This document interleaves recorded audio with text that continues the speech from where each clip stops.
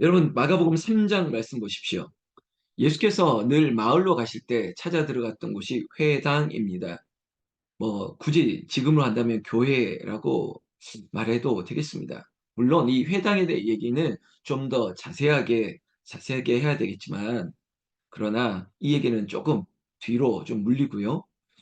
오늘 그 회당, 하나님께서 어느 곳에 가든지 이 회당에 들어가셔서 하나님의 나라의 복음을 전파하시고 가르치셨습니다. 물론 그곳에서도 예수님께서 병든 자를 고치셨죠. 오늘도 역시 예수께서 회당에 들어가셔서 한쪽 손 마른 사람이 거기 있다, 이런 얘기들로 시작하고 있습니다. 여러분, 한쪽의 손이 말랐다. 이걸 뭐 어떤 의료적인, 그리고 우리가 질병적으로 그 병의 이름을 논하기보다는 병든 자죠. 한 손이 말라서 한 손을 쓸 수 없는 사람, 그 사람이 거기 있는 것을 예수님이 보았을 뿐만 아니라, 그러나 그 사람을 통해서 예수를 고발하려고 하는 사람도 있었다는 것입니다. 여러분, 항상 똑같은 사람이 있는 것이 아닙니다. 사건을 바라보는, 그리고 사람을 주목하는 사람들의 마음은 다 다를 수밖에 없습니다.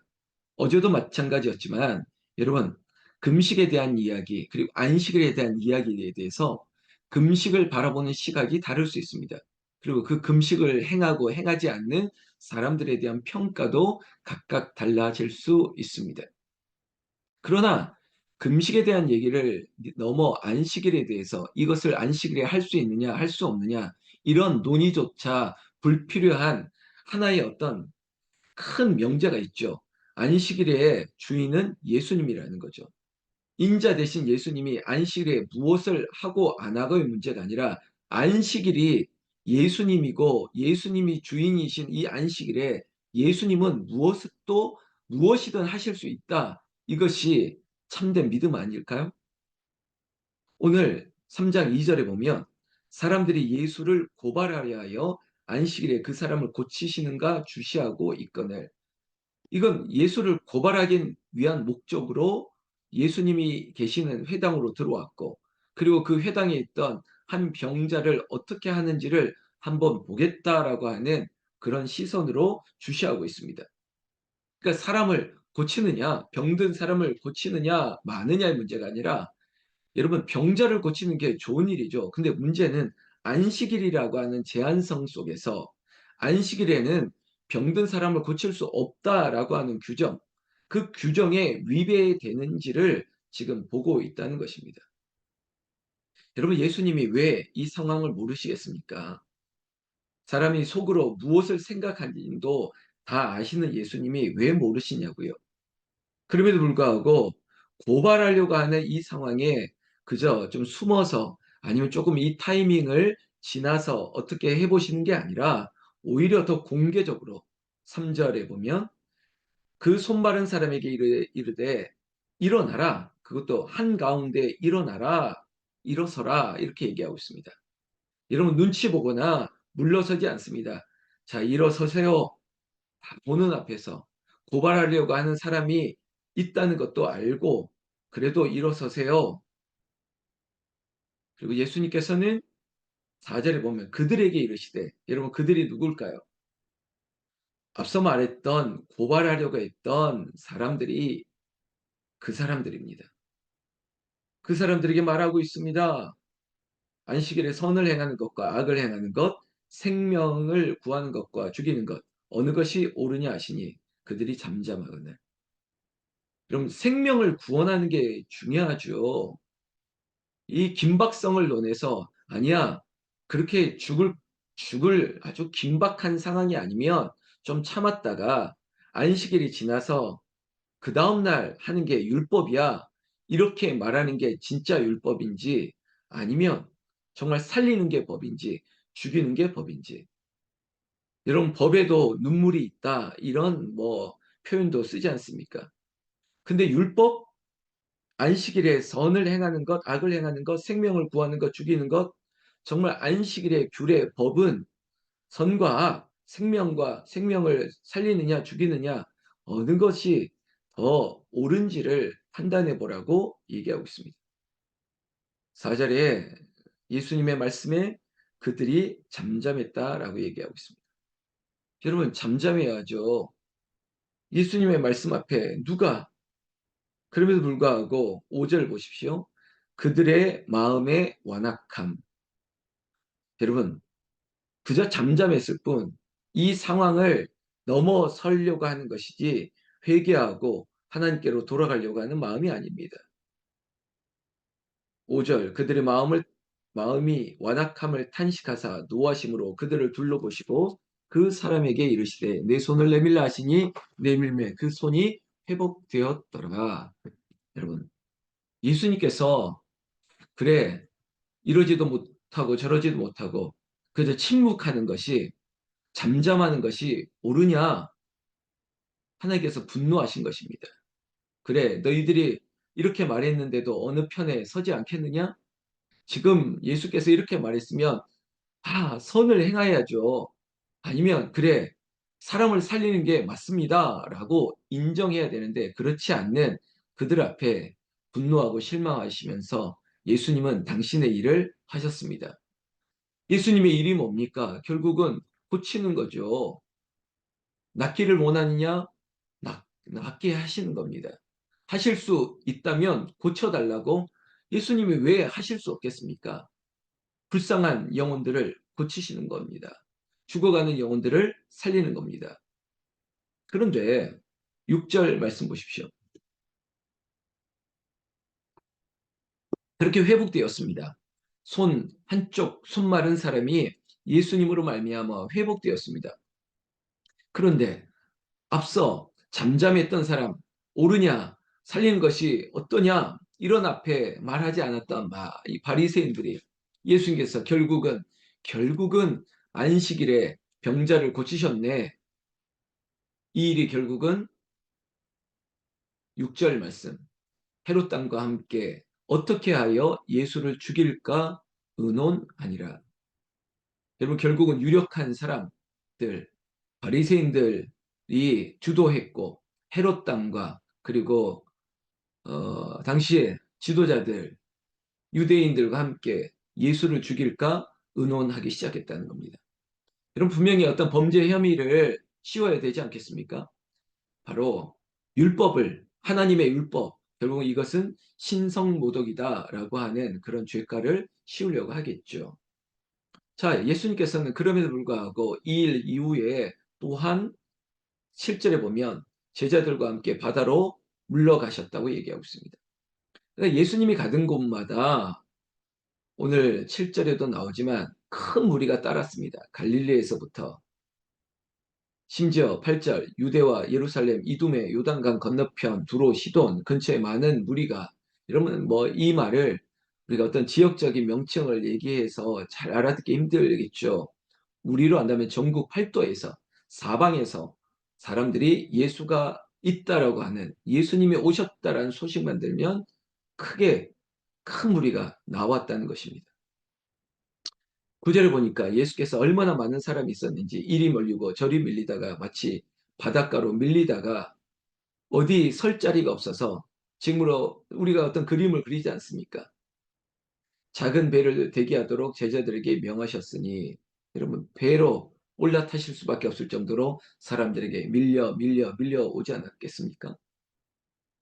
그럼 제자들에게 이제 사람들을 쭉 마치 사극 드라마 보면 줄을 서시오 하고, 자 오늘 찾아온 사람들 다 기다리라고, 자 순서대로 기다리라고, 그런 모습이 연상되지 않습니까?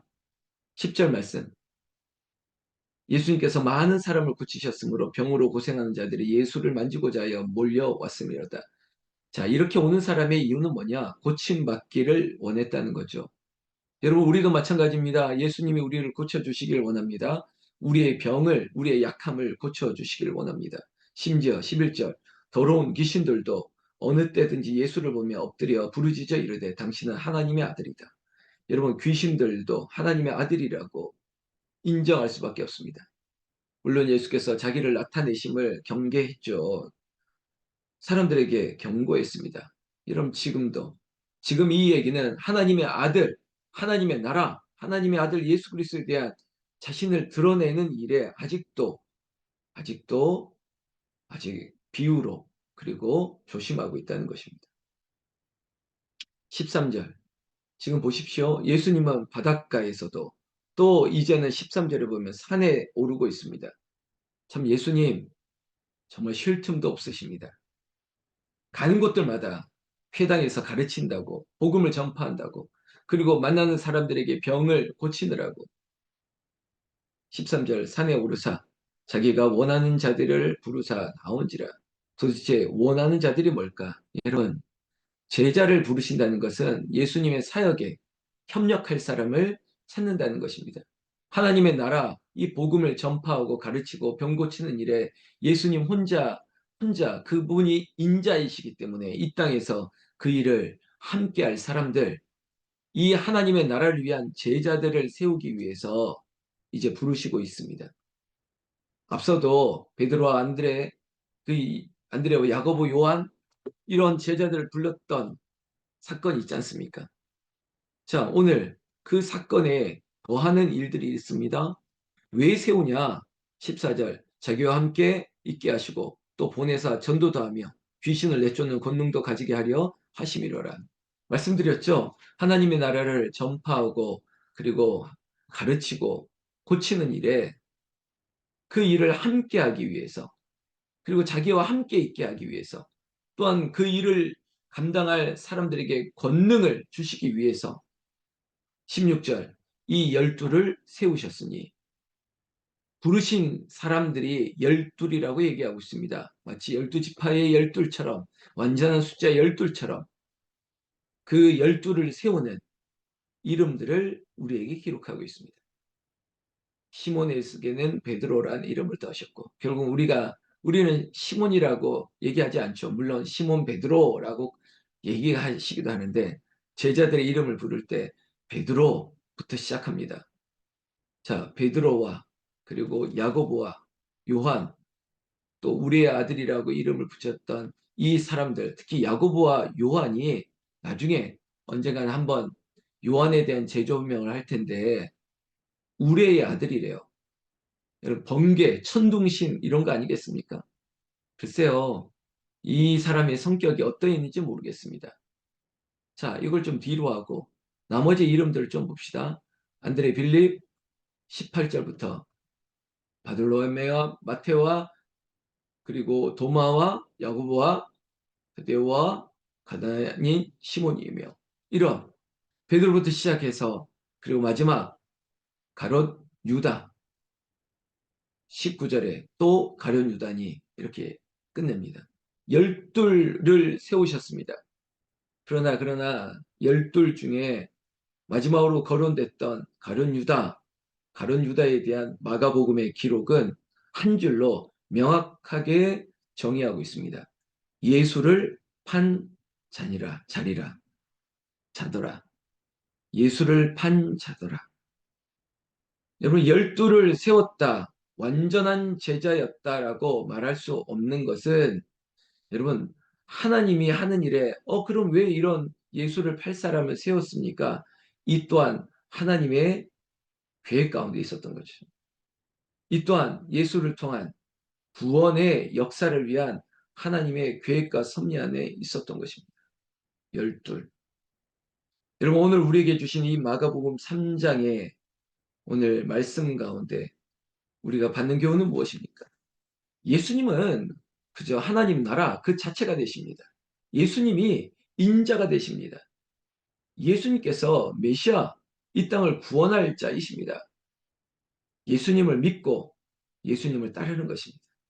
그리고 예수께서 많은 병자를 고치신 것처럼 우리가 예수님이 어떤 분이신지 알지 않습니까? 하나님의 나라 복음 그 자체이시며 예수님이 병든 자를 고치실 분임을 알기에 그럼 우리에게 적용할 수 있는 교훈이 뭘까요? 예수님, 나도 고쳐주시옵소서. 예수님, 우리의 병을 고쳐주시옵소서. 예수님, 이 모든 일을 아버지 하나님 하실 수 있습니다. 이것이 우리의 기도가 되어야 되지 않을까요? 우리의 자녀들, 우리의 손자녀들 위해서뿐만 아니라 우리의 모든 공동체, 교회를 위한 그 사람들을 위해서도 기도하는 것, 그것이 우리가 해야 될 교훈과 적용점이라고 저는 믿습니다. 여러분, 12를 세우셨습니다. 나는 바라건대 이 예수님의 사역에 우리도 부름받는, 우리도 세움을 받는, 내가 열둘이라고 말하지 않고 하나님이 가장 천하고 그리고 가장 보잘것없고 약했던 당시의 어부들, 그리고 세리들, 그저 평범한 사람들, 심지어 성격도 좋지 않은 사람, 급한 사람도 예수님이 세우면 세울 수 있습니다. 예수님이 쓰시면 쓰실 수 있습니다. 바로 그 믿음이 우리의 믿음이고, 오늘도 우리에게 하실 일들이 예수님으로 말미암아 시작되기를, 예수님으로 말미암아 능히 하실 수 있는 역사가 나타나기를 나는 우리 주 예수님의 이름으로 축원합니다. 축원합니다. 다 같이 기도하겠습니다.